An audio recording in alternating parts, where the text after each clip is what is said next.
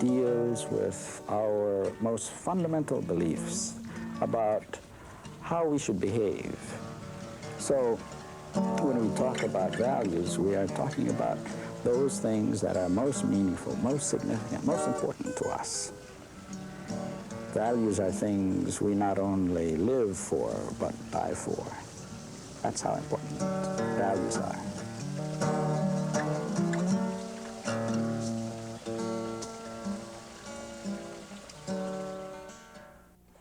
I think today, looking back at it as a maka'inana, I have to say that, you know, I think a change would have happened anyway. I think we were basically an agrarian people. We had a very agrarian society. A whole psyche of our society was based around if get, if no more, we should do something to make sure we get. The key value for a long time had been existence, survival. For me, I think, you know, it is only when you are able to survive that you can have these other things. You can have aloha. You can have time to develop philosophies. You have to first survive. Calendars come from studying astronomy, from understanding the heavens, the movements, and all of this. So the calendar was not on a piece of paper. You just had to look up. They even were able to understand during the day when you see the sun and the movement and understand just what was happening. But it meant their very survival. They had to know, well, it was just cut and dried. You know, there was a dry season and there was a wet season. So you had to understand this flow of nature because this was how you was gonna plant. You knew just what would be in that ocean for the taking because it was that season for these things. In Kona, a Midwest businessman caught a marlin and hung it upside down on a wharf. At Haleiwa, I caught a kumu and I ate it. Off Pokai Bay, an Australian competitor caught a tuna and hung it upside down on a wharf.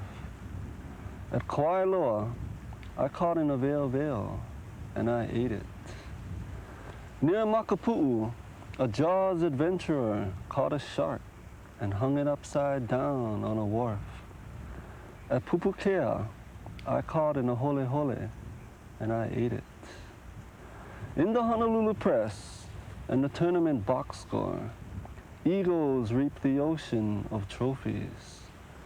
On the north shore of Oahu, I harvest a gift of life.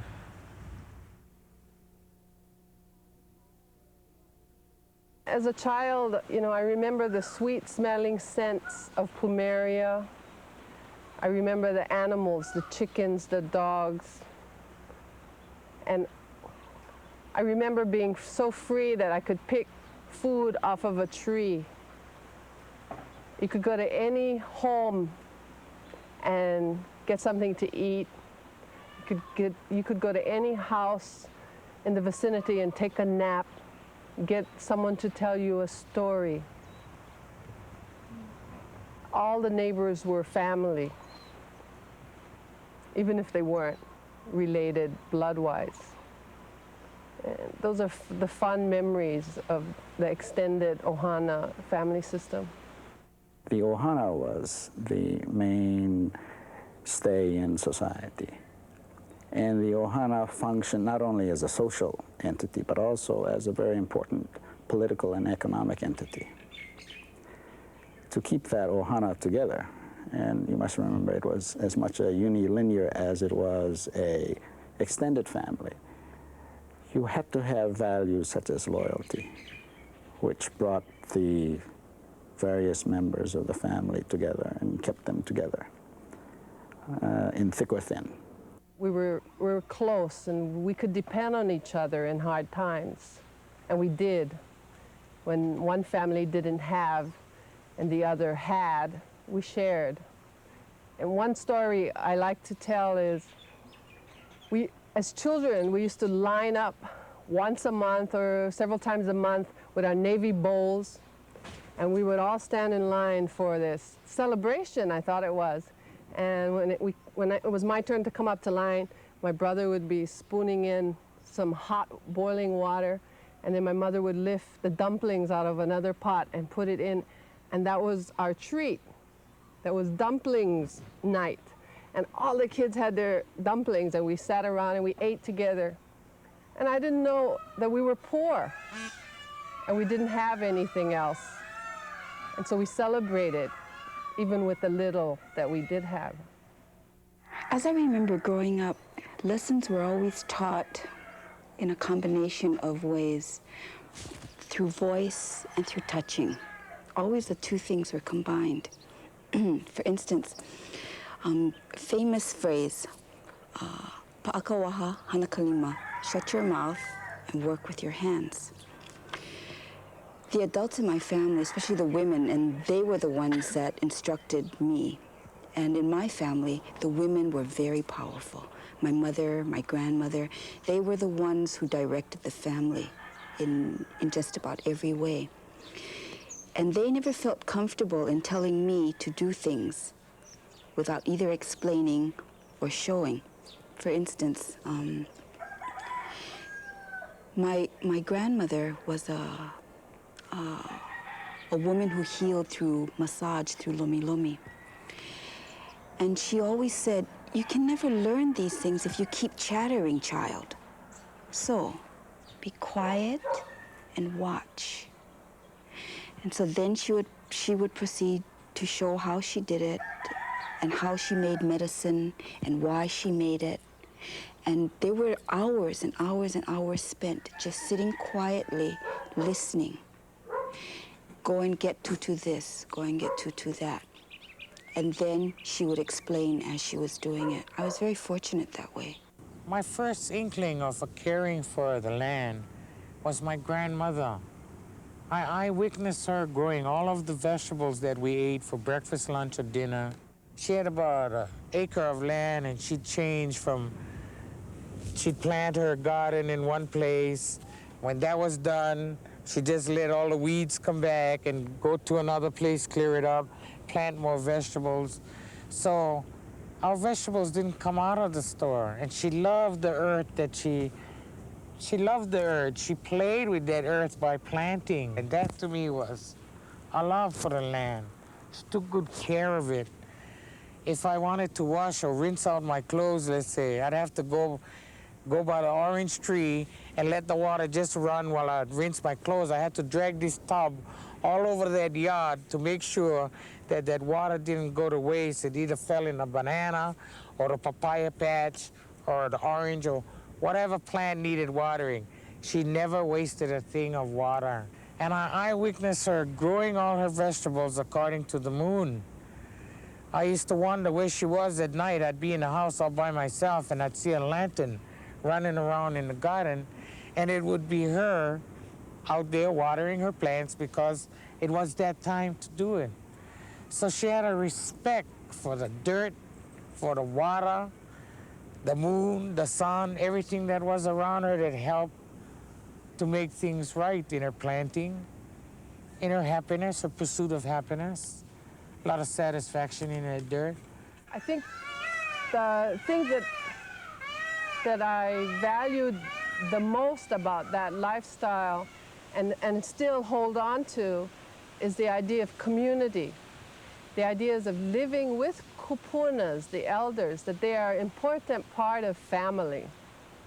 They should be in the household, always be in the household until their passing.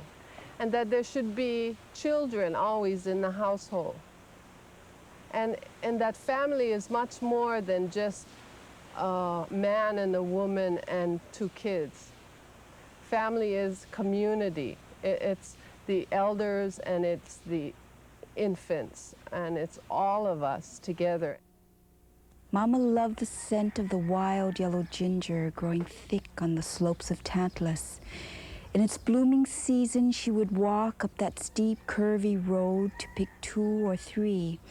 These she would weave into a brooch to be pinned to the inside of her blouse, hidden but for that warm perfume.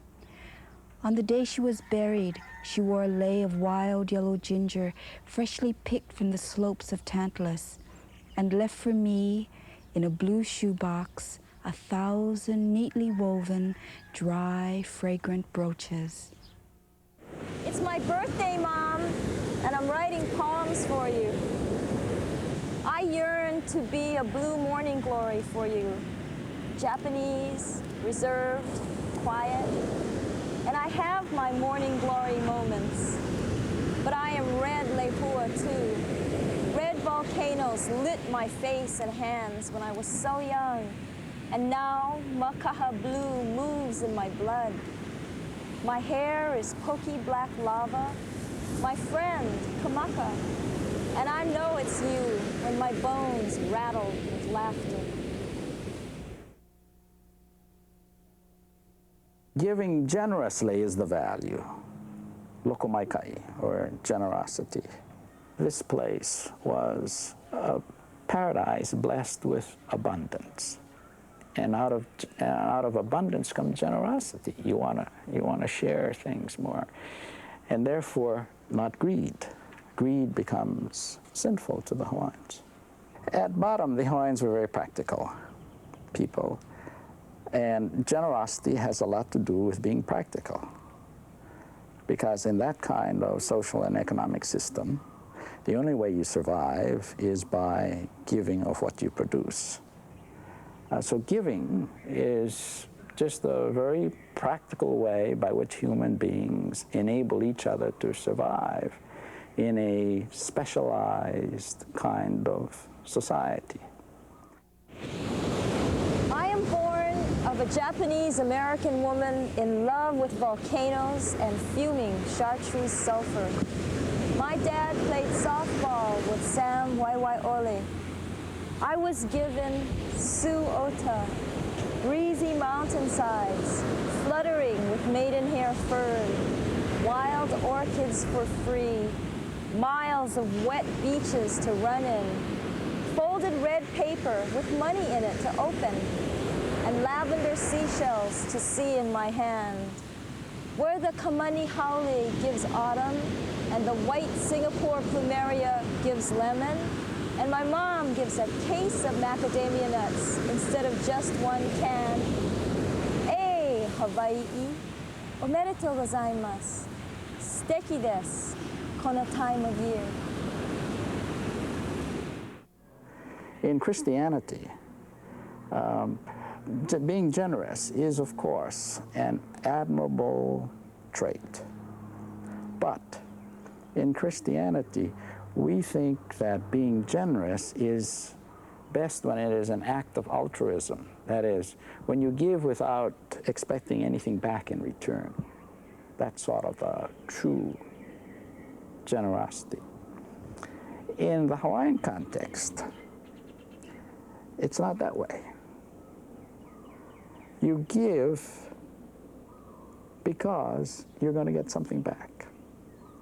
Because even more fundamental than giving was the process of reciprocity, the need to give back something for what you get.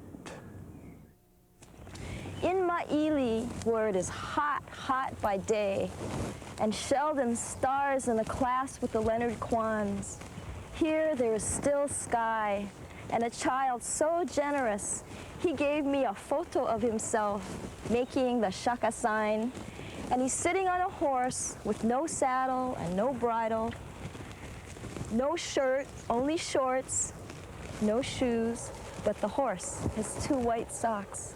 All right.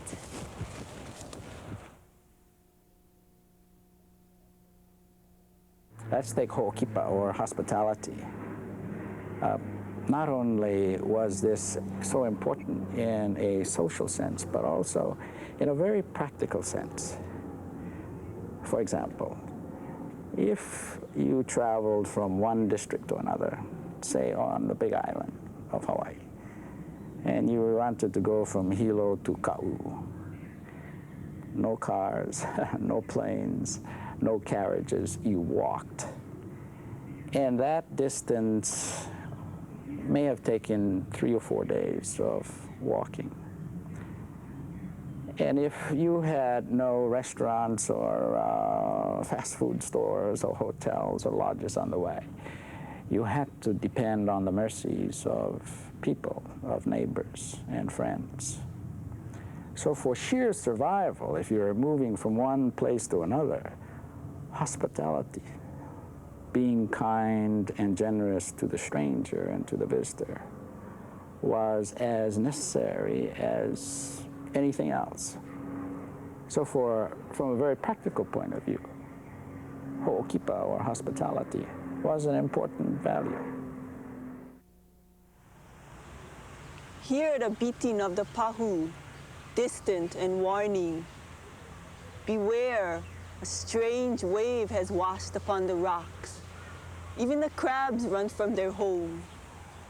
In the night it passed over shining black water, gliding, not knowing where it came from or where it's going, an omnipresence there.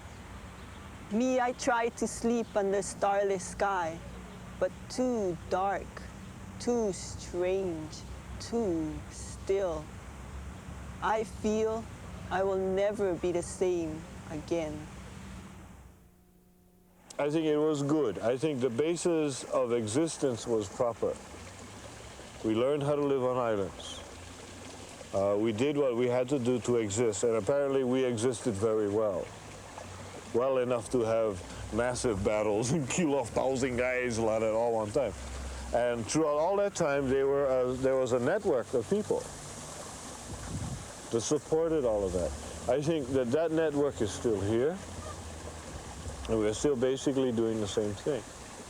We are maintaining the existence of our race. I think that the Hawaiian value system, based on a very practical and realistic assessment of the forces of the world, which included the forces of the gods, right, made the Hawaiian a very adaptable species. The Hawaiian survives and thrives today partly because of that capacity to adapt.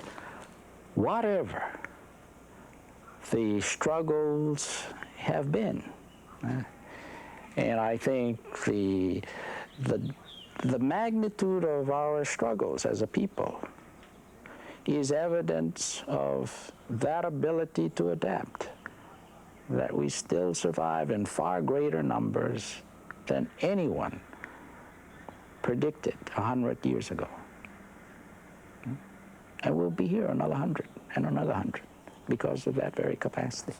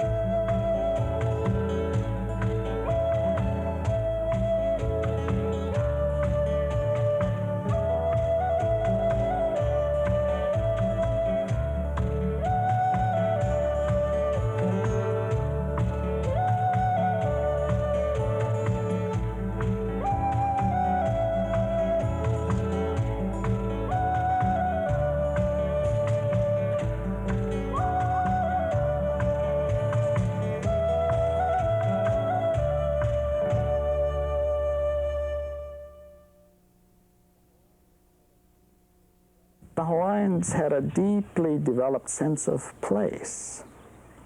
To be born somewhere is to live and die there. I mean, you stayed there.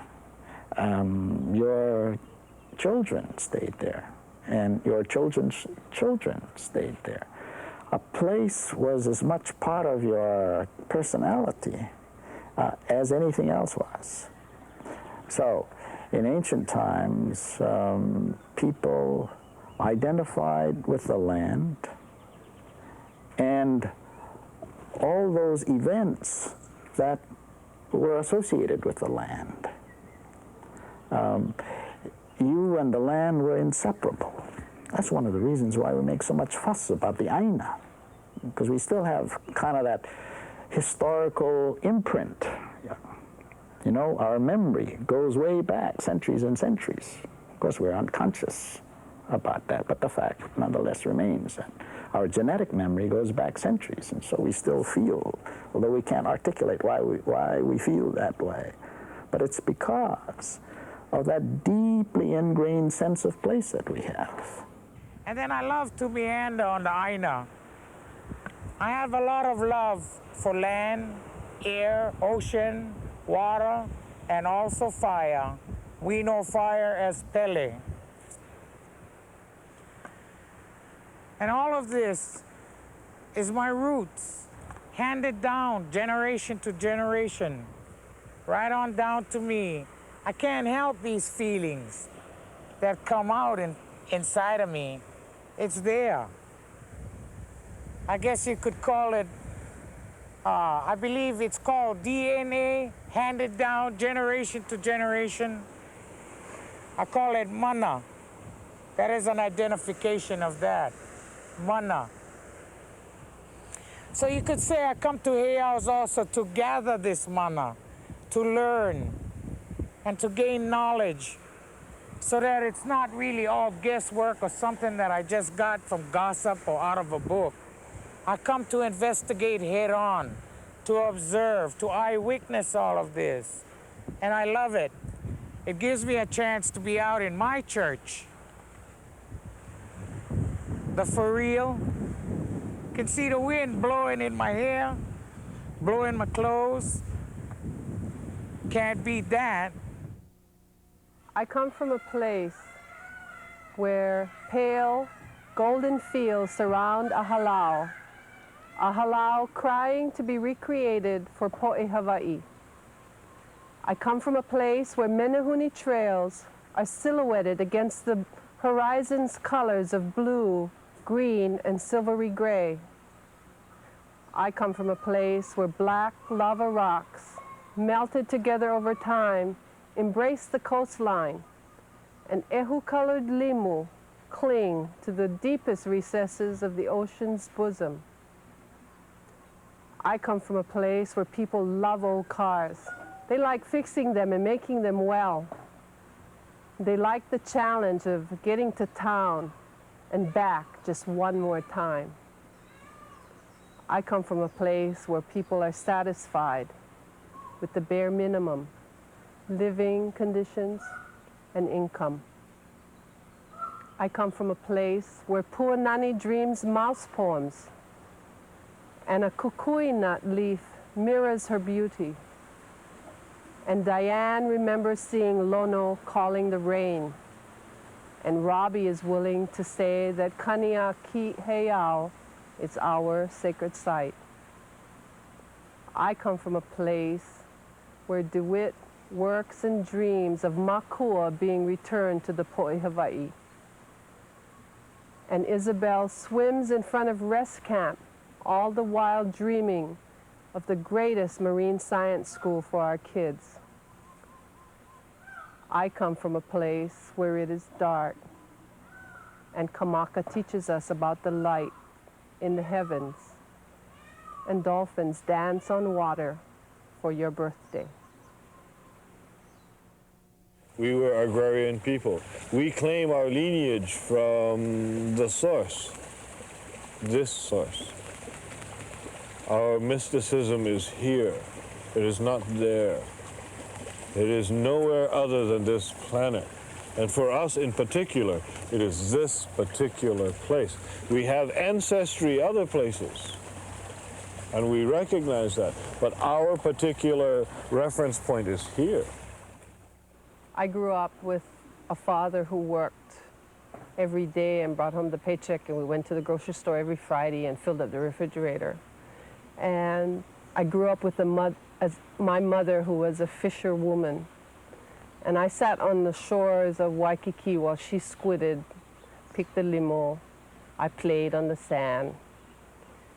So I saw both worlds. I saw the possibility of being both kinds of worlds, that you could be subsistent, and yet you could also enter into economics, mainstream, and earn some money. And I guess at a point in my life, I thought that that's what my son was going to do. He was going to become a wage earner, because that's what everybody does. And then I saw my child moving away from that. He moved away. He wanted to hunt and dive, and he said, "Mom, this is only going to last a little while, and I want to enjoy it." He says, "Let me enjoy this life of empowerment." And he was telling me, "Let me do it." Well, I was saying to him, you're 18, or you're 17, going on 18. When are you going to get a job if you're not going to school? You got to go to work. That's all there is. If you're not in school, then you must be working. And so we debated this always. And my son is a very wise young man. And he said to me one day, he said, "Mom, I've seen waterfalls you will never see." He said, "I've seen mountain tops you will never see." And he says, "It's only going to last a little while. Let me do it." And with those few words, I had to say, yes, do it. Follow your dream and your vision. Do it. It's going to last a little while, yes. And I had to say, be free. You want to go to the mountains? We'll give you the space and time. You go do that. In her hand, she held a green leaf from her tutu's kukui nut tree. It was large and familiar.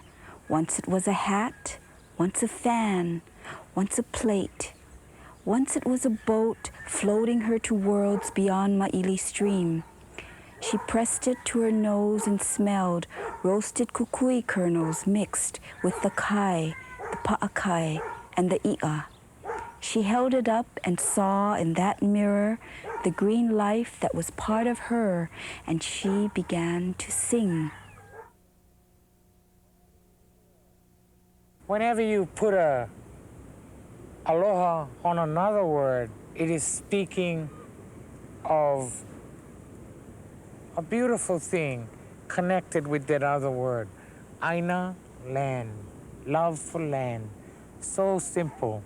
When I go to Molokai, the brothers and sisters are still out there gathering food for us.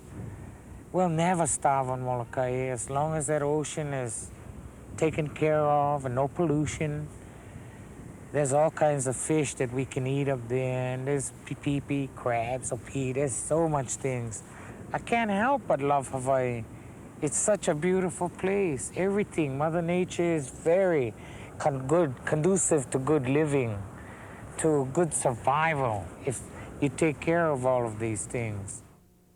When I was a small kid, my father said, anything you kill, you gotta eat. You shoot the dove with the BB gun, you gotta eat them. You spear a small manini at the beach, you gotta eat them. You help your mother kill the chicken in the backyard, you gotta eat them. Whoa, brah. Thinking back to small kid time and the small kid games I used to play. After I heard that, no more I kill flies with one rubber band. I got a lot of learning from my grandmother, who was pure Hawaiian. And she was born up at Mapulehu on the east end of Molokai. While I was there, I wrote a poem for a little boy that was just meandering on the Aina with freedom. And his grandfather, Willie, just completed his brand new net, a throw net. And he's a 9-year-old boy. And I was sitting on the wharf there at Kamalo, and my I was sitting on Molokai, and my background was Maui, the Big Island, Hawaii, Kaho'olawe, and Lanai. And this is Alia's garden that I speak of in this poem. While pondering, observing, and gathering mana, oh, a magical child. 'Tis Alia and his brand new net, running with freedom, loose in the garden. Throw, Alia, 16 fish. Throw, Alia, 28 fish. Ho'okupu 4. Alas, home to reap the rewards of the day. Mahalo, Alia, delicious. I was taught, you take a look at that genealogical chant, the Kumulipo, and in that chant, which describes on the line like who your mother and father and sisters and brothers and uncles and aunts and grandparents were, on that line, that same line, are the snails and the land and the plants and the heavens. All of those things are on my genealogical line. I am related to them. Not just have a relationship to them, I am kin. And as kin, just as though I would protect my child who is my kin, my blood, I need to protect the Aina because we are blood to each other. So it's not just that we have a relationship, but that we are related in a deep and physical and historical and traditional sense. Let's take that word aloha. What is the philosophy of aloha? It's a one of its kind, this word, because no matter how you turn this word, it's beautiful. Let's take the two A's, the two sounds of ha-ha on the end. Aloha. Ah-ah. So no matter how you spin that word geometrically, let's say, it means good things. And many people are fascinated that there's such a word such as this. When you're leaving, aloha. When you're coming, aloha. Either way, it's still good. And there's a fascination in there that if people think about it, they'll find that it's a very unusual word. It speaks of peace, of love, of compassion. It's a whole lot of good stuff all wrapped up in this word. Oftentimes, the modern day concept of aloha is so one-sided. You only hear about the kind of aloha that's expressed in this way. You give out your love, your affection, you share what you have. But I was taught by my kupuna that there is another side of aloha, as there is two sides to every word, every concept. And that is this. And what this means is you protect.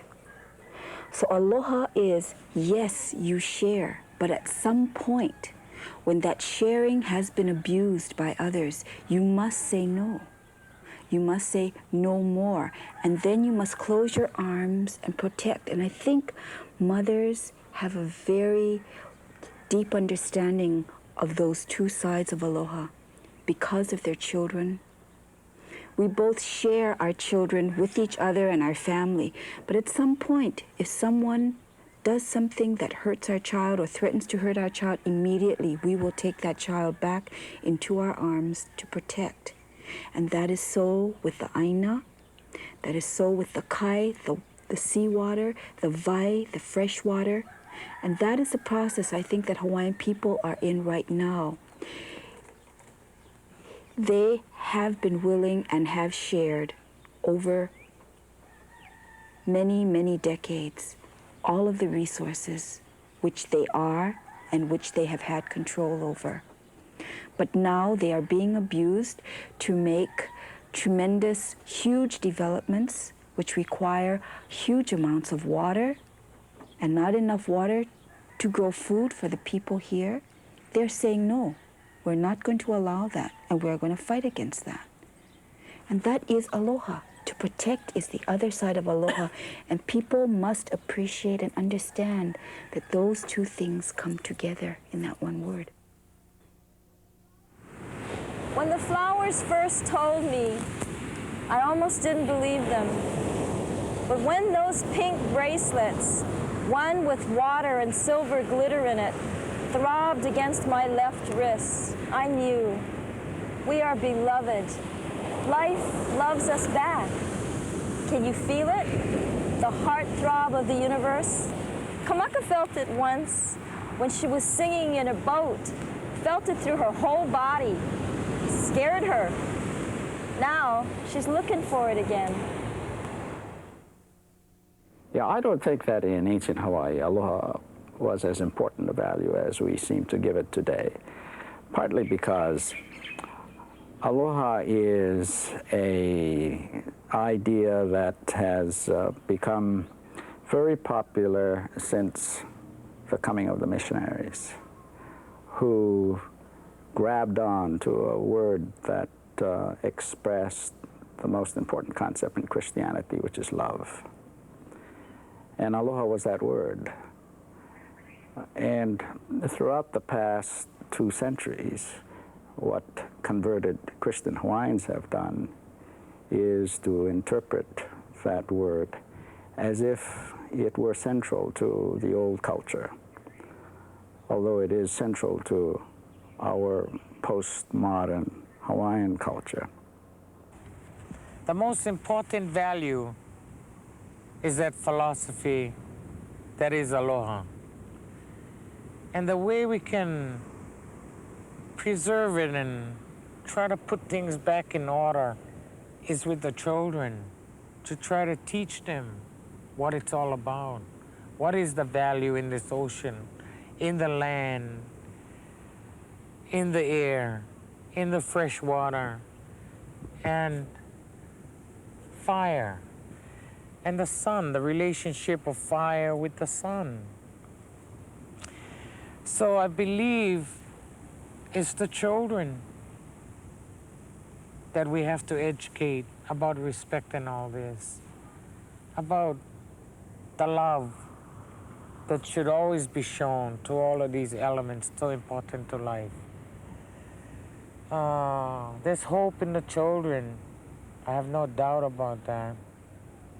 And there's also hope in adults. It's going to be a little harder working with them. But nevertheless, if we can work with the children, maybe the children can help work with the adults.